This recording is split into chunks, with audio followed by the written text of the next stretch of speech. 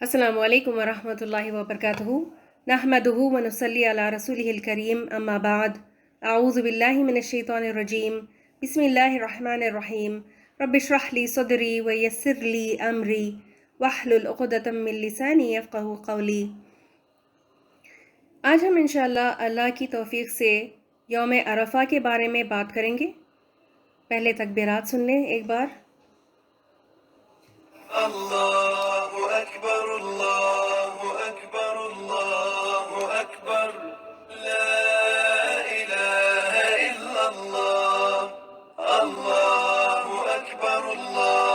अकबर वलिल्लाहिल हम्द अल्लाहु अकबर कबीरा वल्हम्दुलिल्लाहि कसीरा وسبحان الله بكرة وأصيلا لا إله إلا الله وحده صدق وعده ونصر عبده وأعز جنده وهزم الأحزاب وحده لا إله إلا الله। जी चलें शुरू करते हैं। यौम अरफ़ा क्या है और कौन सा दिन है? ज़ुल्हिज्जा के महीने की 9 तारीख़ को यौम अरफ़ा कहा जाता है या हम इसको अरफ़ात भी कहते हैं। ये अरफ़ात मक्का में एक मैदान है जिसका नाम है अरफ़ात, और जब लोग हज करने जाते हैं तो ज़ुल्हिज्जा के 9 तारीख़ को हाजी यहाँ इस मैदान में अरफ़ात में जमा होते हैं, और इसी को नबी सल्लल्लाहु अलैहि वसल्लम ने कहा कि यौम अरफ़ा ही हज है। मतलब यहाँ पर जो रुकता है हाजी तो उसका हज हो जाता है। अगर ये रुकन मिस हो जाता है ना तो फिर उसका हज नहीं होता। ज़ुल्हज के महीने की ख़ासियत यही है कि इसमें हज अदा होता है जो किसी दूसरे वक्त में नहीं किया जा सकता। रमज़ान ख़ास क्यों है? हमने देखा था रमज़ान सीरीज़ में कि रमज़ान ख़ास इसलिए है क्योंकि कुरान उसमें नाजिल हुआ था उस महीने में, लैलतुल क़दर की रात में। कुरान की नुज़ूल की वजह से रमज़ान ख़ास है। रमज़ान में कौन सा आशरा अहम है? आखिरी आशरा, जो आखिर के 10 दिन है ना रमज़ान में, वो बहुत अहम है। रमज़ान की आखिरी रातें। रमज़ान में रात कौन सी अहम है? लैलतुल क़दर की रात। ये आखिरी 10 रातों की एक रात है जो बहुत ज़्यादा अहम है। अब आते हैं ज़ुल्हिज्जा पर। ज़ुल्हिज्जा ख़ास क्यों है? हज की अदायगी की वजह से ये महीना ख़ास है। इसकी और भी कई ख़ुसूसियात हैं जो हम इंशाअल्लाह इस लेसन में देखेंगे। फिर देखें ज़ुल्हिज्जा में कौन सा आशरा अहम है? पहला आशरा, यानी पहले 10 दिन, और फिर 11, 12 और 13 तारीख़ भी। और इन 10 दिनों में सबसे अफजल दिन कौन सा है? अरफ़ात का दिन। इससे ये बात पता चलती है कि रमज़ान की रातें जो हैं वो और ज़ुल्हिज्जा के दिन बहुत बाबरकत और मुअज़्ज़ज़ हैं। रमज़ान की रातें और ज़ुल्हिज्जा के दिन। रमज़ान के आखिरी आशरे में लैलतुल क़दर को उसकी तारीख़ को अल्लाह ताला ने पोशीदा रखा। हम पूरे 10 रातों में इबादत करके फिर इस रात को लैलतुल क़दर की रात को तलाश करते हैं, लेकिन अरफ़ात के दिन को वाज़ेह कर दिया अल्लाह ने कि ये 9 ज़िलहज का दिन ही होगा। और चाँद देखने के बाद तो बहुत हमारे पास वक्त भी होता है इसकी तैयारी करने के लिए। जिस तरह लैलतुल क़दर की रात की बड़ी फ़जीलत है, क्या फ़जीलत है इसकी? कि वो 1000 महीनों से बेहतर एक रात है, और इससे मुतल्लिक़ अल्लाह ने पूरी एक सूरत नाज़िल फरमा दी। इसी तरह अरफ़ात के दिन की भी बड़ी फ़जीलत बयान हुई है। ये पूरे साल के सबसे बेहतरीन 10 दिनों का सबसे अफजल तरीन दिन है। आइए कुरान और हदीस से देखते हैं कि इसके क्या क्या फ़ज़ाइल हैं। 30वें पारे में सूरतुल बुरूज की आयत 1 से 3 तक अल्लाह सुब्हानहू व तआला ने 3 चीज़ों की कसम खाई है, और अल्लाह जिसकी कसम खाए वो बहुत ज़्यादा अहम और इम्पॉर्टेंट चीज़ होती है। ऐसे ही नहीं कसम खाई जाती किसी भी चीज़ की। अल्लाह की नज़र में जिस चीज़ की बहुत ज़्यादा अहमियत होती है उसी की कसम खाई जाती है। अल्लाह सुब्हानहू व तआला ने फरमाया, औज़ु बिल्लाहि मिनश शैतानिर रजीम, वस्समाई ज़ातिल बुरूज वल यौमिल मौऊद व शाहिदिन व मशहूद। قسم ہے بروجوں والے آسمان کی، یعنی ستاروں اور سیارے والے آسمان کی، اور اس دن کی جس کا وعدہ کیا گیا ہے۔ یہ کون سا دن ہے؟ روز قیامت کی طرف اشارہ ہے، جو یوم الموعود ہے نا، تو یہ وعدہ دیا گیا جس دن کا، وہ روز قیامت ہے۔ وہ شاہدوں، اور قسم ہے دیکھنے والے کی یا گواہی دینے والے کی۔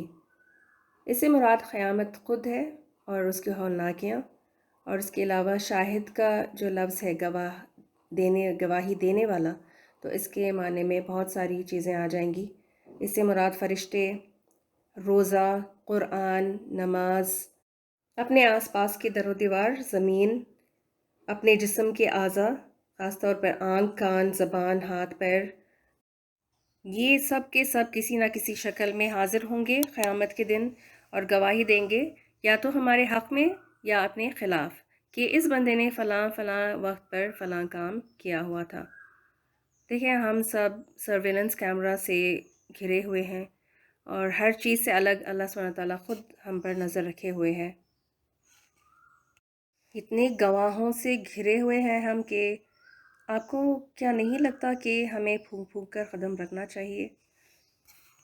ساری چیزیں جتنی بھی ہیں جو ابھی اس وقت ہمیں بے جان نظر آتی ہیں، یا پھر نظر ہی نہیں آتی جیسے فرشتے، یا پھر ہم تصور بھی نہیں کر سکتے کہ روزہ اور قرآن جیسی چیزیں، نماز جیسی چیز کسی شکل میں آئے گی، تو یہ ساری کی ساری چیزیں گواہ ہیں، یاد رکھیں۔ پھر آگے ہے وہ مشہود، اور قسم ہے دیکھی جانے والی چیز کی، اور اس سے مراد یوم عرفہ ہے یا پھر جمعے کا دن۔ تو اس میں مفسرین نے دونوں کی تفسیر کرتے ہیں کہ یا تو اس سے مراد عرفات کا دن ہے یا پھر جمعہ کا دن ہو سکتا ہے، اور قیامت بھی جمعہ کے دن ہی واقع ہوگی حدیث کے مطابق۔ تو اللہ نے عرفات کی عظمت کی وجہ سے اس دن کی قسم کھائی ہے۔ یہ سب اللہ کی بڑی بڑی نشانیاں ہیں جس کی اللہ نے قسم کھائی ہے۔ ترمذی کی حدیث کے حوالے سے، عرفات کے دن سے زیادہ معزز اور بہتر دن اور کوئی نہیں جس پر سورج طلوع یا غروب ہوتا ہے۔ اتنی زیادہ فضیلتوں کا حامل ہے یہ ایک دن پورے ایک سال میں، اور یہ ہر دن پر بھاری ہے۔ دوسری روایت میں فرمایا نبی صلی اللہ علیہ وسلم نے، عرفات کے میدان میں پہنچ کر رک جائے سارا دن تو ان کا حج ہو جائے گا، یعنی عرفہ ہی حج ہے، عرفہ ہی حج ہے، یوم عرفہ ہی حج ہے، یہ الفاظ آتے ہیں حدیث میں۔ صحیح مسلم کی روایت ہے، آپ صلی اللہ علیہ وسلم نے فرمایا، کوئی دن ایسا نہیں جس میں اللہ رب العزت یوم عرفہ سے زیادہ بندوں کو جہنم سے آزاد کرتا ہے۔ اللہ تعالیٰ اس دن گردنوں کو چھڑاتا ہے اور آگ سے نجات دیتا ہے۔ حاجیوں کو بھی، اور جن جن کے لیے حاجی دعا کریں ان سب کو بھی، اور جو گھر میں 9 ذی الحجہ کو حاضر دماغ ہو کر دعائیں استغفار کرتے ہیں، روزہ رکھتے ہیں، تکبیرات کہیں، ان کو بھی، کیونکہ جس طرح عرفات کے دن اللہ کثرت سے بخشش فرماتا ہے وہ کسی دوسرے دن میں نہیں بخشتا۔ پھر دوسری روایت میں آتا ہے کہ عرفات کے دن اللہ تعالیٰ آسمان دنیا پر نزول فرماتا ہے، یعنی اتر کر آتا ہے، اور فرشتوں کے سامنے اہل عرفات پر اللہ سبحانہ تعالیٰ فخر جتاتا ہے اور پوچھتا ہے فرشتوں سے، اے میرے فرشتوں بتاؤ یہ سب یہاں پر جمع کیوں ہوئے ہیں، یہ مجھ سے کیا چاہتے ہیں؟ تو فرشتے جواب دیتے ہیں کہ تیری رحمت کے امیدوار بن کے آئے ہیں۔ تو اللہ سبحانہ تعالیٰ فرشتوں سے کہتا ہے کہ اے فرشتے گواہ رہنا کہ میں نے ان سب کو معاف کر دیا۔ دیکھیں، عرفات کے دن حاجی احرام میں ہوتے ہیں، 2 کپڑوں میں خاک آلود ہوتے ہیں، دور دور سے تکلیفیں برداشت کرتے ہوئے آتے ہیں، نہ چھت ہوتی ہے ان کے سر پر اور نہ بچھونا، کھڑے ہو کر گزارتے ہیں سارا دن۔ یہ دن ان کو قیامت کے دن کی یاد دلاتی ہے۔ اس دن ان کے سارے گناہ بخش دیے جاتے ہیں اور وہ اس طرح پاک صاف ہو جاتے ہیں جیسے ماں کے پیٹ سے پیدا ہونے والا بچہ معصوم اور گناہ سے پاک ہوتا ہے۔ افسوس ہوتا ہے نا یہ سن کے کہ ہم ان میں سے اس سال شامل نہیں ہو سکتے، لیکن اللہ نے ہمیں اس سے محروم نہیں چھوڑا۔ حدیث کے الفاظ ہیں کہ نبی صلی اللہ علیہ وسلم نے فرمایا، جو فجر کی نماز ادا کرے، پھر اللہ سبحانہ تعالیٰ کا ذکر کرے یہاں تک کہ سورج نکل آئے، پھر 2 رکعتیں، یہ کون سی رکعتیں ہوں گی؟ اشراق والی، फजर के 1 घंटे के बाद, 1 घंटा या सवा घंटे के बाद जो नमाज़ होती है वो इशराक़ की होगी। उस इशराक़ की नमाज़ को पढ़ लेगा तो फिर उसके नामा अमाल में मुकम्मल मुकम्मल मुकम्मल हज और उम्रे का सवाब लिख दिया जाता है। तो अराफात के दिन ये काम कर लें हम अगर इंशाल्लाह, तो हमें भी ये सवाब मिल जाएगा। बल्कि हर दिन कर लें या जब भी मौका मिले तो हज का सवाब समेट सकेंगे। नबी सल्लल्लाहु अलैहि वसल्लम ने इस हदीस में 3 दफ़ा ताम्मा ताम्मा ताम्मा यानी मुकम्मल का लफ्ज़ जो है 3 दफ़ा दोहराया था। तो इसका मतलब ये बहुत ही मुअज़्ज़ज़ काम है करने का, बहुत ही अहम काम है। अल्लाह हमें इसकी तौफ़ीक दे, आमीन या रब। अरफ़ात का दिन या 9 ज़ुल्हिज्जा हाजियों के लिए भी अहम है और गैर हाजियों के लिए भी जो घर में मुक़ीम होंगे। हज के मनासिक और तरीक़े को कभी और किसी और सेशन में देखेंगे इंशाल्लाह, क्योंकि अभी हज मना कर दिया है बाहर वालों के लिए कोविड की वजह से। तो हम पहले अपने लिए जो हज नहीं कर रहे इस दिन में करने वाले कामों को जानेंगे इंशाल्लाह।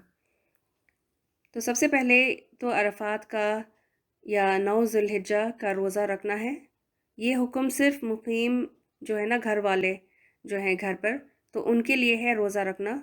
लेकिन हाजी जो हैं वो रोज़ा नहीं रखेंगे अरफ़ात के दिन। 9 ज़ुल्हिज्जा जब उनका होगा, जब अरफ़ात में वो खड़े होंगे, तो फिर उस दिन उनके लिए रोज़ा रखना जायज़ नहीं।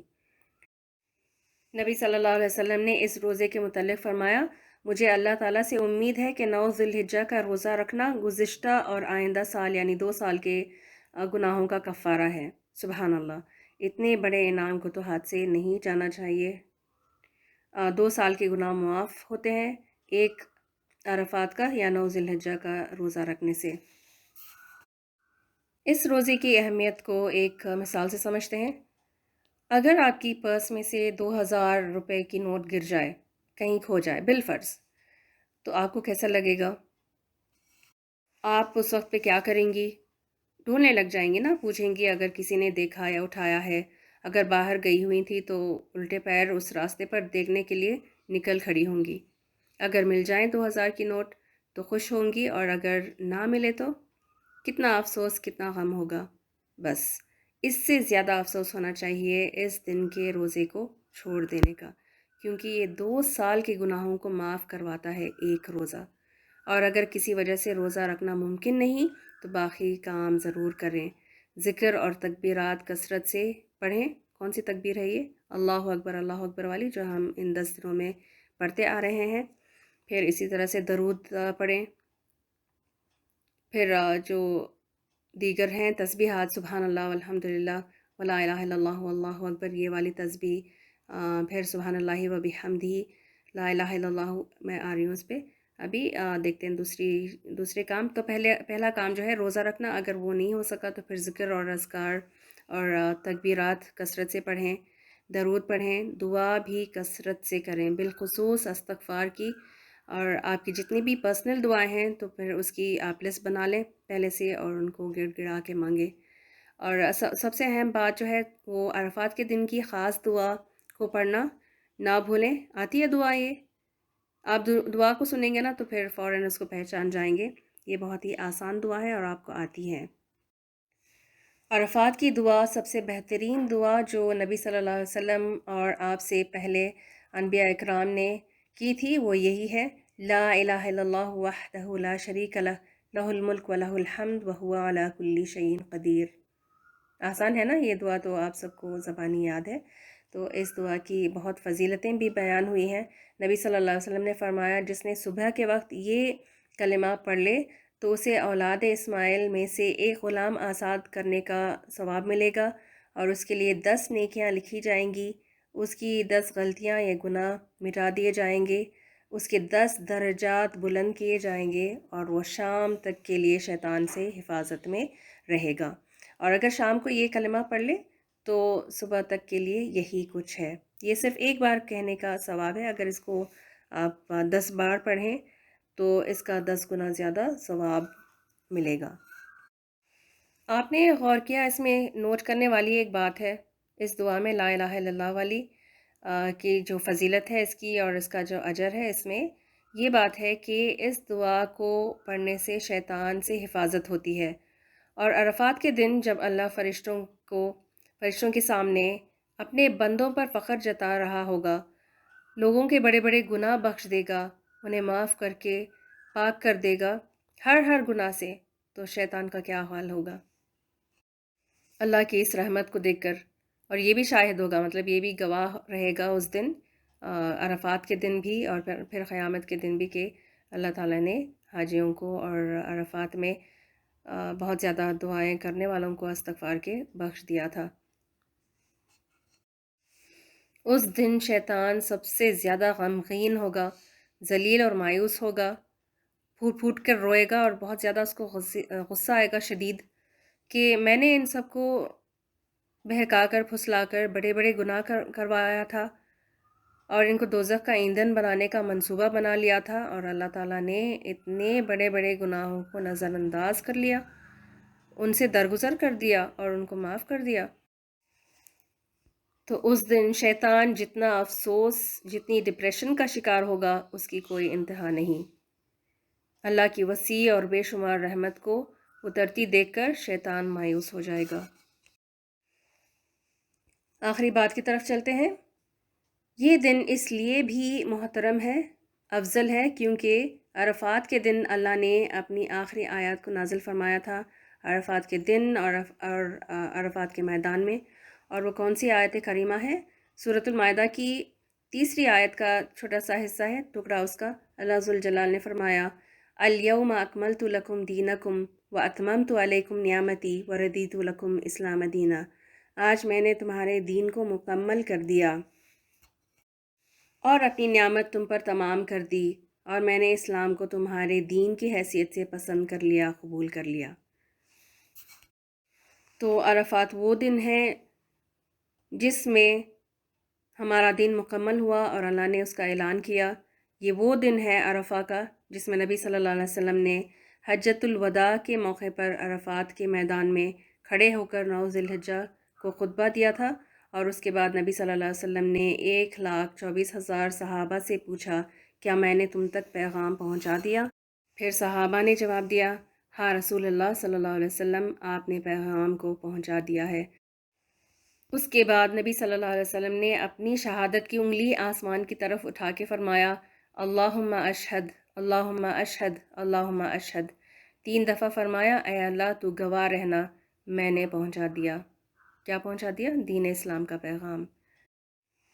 اس کا مطلب یہ ہے کہ اس کے بعد نہ کوئی نبی آئے گا، نہ کوئی رسول، نہ کوئی وحی نازل ہوگی، نہ کوئی نئی کتاب آنے والی ہے، اور اس کا مطلب یہ بھی ہے کہ فرائض اور احکام سارے حلال و حرام، جائز ناجائز، سب پر مہر لگ گئی۔ اس کے بعد نہ کچھ ایڈ ہونا ہے اور نہ کچھ کاٹ سکتے ہیں۔ یہ اٹیسٹیشن ہے کہ جو اللہ کے پاس روز قیامت اسلام کو لے کر آئے گا، لے کر پیش ہوگا، اللہ اسی سے راضی ہوگا۔ اس کے علاوہ وہ کچھ بھی لے کر حاضر ہوگا تو وہ اس سے قبول نہیں کیا جائے گا۔ دین اسلام کے علاوہ ہر طریقہ، ہر چیز، ہر نئی بات جو ہے وہ ضائع ہو جائے گی۔ اللہ ہمیں ضائع نہ کرے اور اپنی رضا کا مستحق بنائے، اللہم آمین۔ اس تعلق سے ایک روایت آتی ہے، صحیح بخاری کی ہے۔ ایک یہودی عمر بن خطاب رضی اللہ عنہ کے پاس آیا اور کہا، امیر المؤمنین، یہ نبی صلی اللہ علیہ وسلم کے بعد کی بات ہے، جب آپ صلی اللہ علیہ وسلم فوت ہو گئے تھے اور عمر رضی اللہ عنہ کا دور تھا، دور خلافت۔ ایک یہودی عمر بن خطاب رضی اللہ عنہ کے پاس آیا اور کہا، امیر المؤمنین، اگر اللہ رب العزت وہ آیت جو آپ کی کتاب میں ہے اگر ہم پر اتارتا تو ہم یہودی اس دن اتنے خوش ہوتے کہ عید منا لیتے۔ عمر رضی اللہ عنہ نے پوچھا، تم کون سی آیت کی بات کر رہے ہو؟ تو یہودی نے سورۃ المائدہ کی آیت نمبر 3 پڑھنے لگا، الیوم اکملت لکم دینکم، وہ والی آیت۔ تو عمر رضی اللہ عنہ نے فرمایا، اس آیت کو تو ہم خوب جانتے ہیں، خوب پہچانتے ہیں۔ یہ آیت رسول اللہ صلی اللہ علیہ وسلم پر عرفات کے میدان میں اتری تھی، اور اس دن تو ہماری 2 عیدیں تھیں، عرفات کا دن تھا اور وہ جمعہ کا بھی دن تھا، تو ہماری تو 2 عیدیں تھیں اس دن۔ پھر ترمذی کی ایک روایت ہے جس میں رسول اللہ صلی اللہ علیہ وسلم نے فرمایا، حجۃ الوداع کے موقع پر جو خطبہ دیا تھا اس میں آپ صلی اللہ علیہ وسلم نے صحابہ سے پوچھا یہ کون سا دن ہے؟ لوگوں نے جواب دیا یہ حج اکبر کا دن ہے، یعنی عرفات کا دن۔ آپ صلی اللہ علیہ وسلم نے فرمایا تمہارے خون، تمہارے مال اور تمہاری عزت و آبرو تمہارے درمیان اس طرح حرام ہیں جیسے تمہارے اس شہر میں تمہاری اس دن کی یعنی عرفات کے دن کی حرمت ہے۔ ہم نے عرفات کے دن کی حرمت اور عظمت اور فضیلت کو خوب پہچان لیا، اچھی طرح سے جانا ہے کہ اللہ نے اس دن کو کتنا شرف بخشا ہے اور کتنا اجر و ثواب رکھا، اور اس دن کو حج شمار کیا ہے۔ لیکن نبی صلی اللہ علیہ وسلم نے اپنے خطبے میں یہ فرمایا کہ انسان کی جان، مال اور عزت عرفات کے جیسے ہی یا مکہ کے شہر کی حرمت جیسی ہی ہے یا اس سے زیادہ بھی ہے۔ ایک اور روایت میں آتا ہے کہ اس سے زیادہ ہے۔ لہٰذا جہاں ہم عرفات کے دن کا اتنا اہتمام کریں گے، روزہ رکھ کر ذکر، تسبیح، تکبیر، تحلیل اور عرفات کی دعا اور دیگر دعاؤں کے ساتھ، تو وہیں ہمیں اس بات کا بھی خاص خیال رکھنا ہے کہ دوسروں کی جان اور مال اور عزت پر ٹھیس نہ پہنچے، کوئی آنچ نہ آنے دیں۔ دوسروں کی جان اور مال کا تو الحمدللہ میرا نہیں خیال کہ ہم آنچ آنے دیتے ہیں اس پر، الحمدللہ اس کی حفاظت کرتے ہیں دوسروں کی جان اور مال کی، لیکن عزت جو ہے اس پر ہم نے اپنا فوکس رکھنا ہے کہ ہم کسی کی غیبت نہ کریں یا کسی کے بارے میں بری نیت کرنا، برے گمان کرنا، تو یہ ساری چیزیں جو ہیں اس کو اوائڈ کرنا چاہیے۔ یہ آپ سب سے پہلے میرے لیے نصیحت اور یاد دہانی ہے۔ اللہ ہمارے لیے ڈھیروں آسانیاں فراہم کرے اور ہم سے وہ اعمال کروا لے جو ہمیں اس کی رضا اور اس کی جنت تک پہنچا دے۔ اللہم آمین۔ سبحانک اللہم و بحمدک، نشہد ان لا الہ الا انت، نستغفرک و نتوب الیک۔ السلام علیکم ورحمۃ اللہ وبرکاتہ۔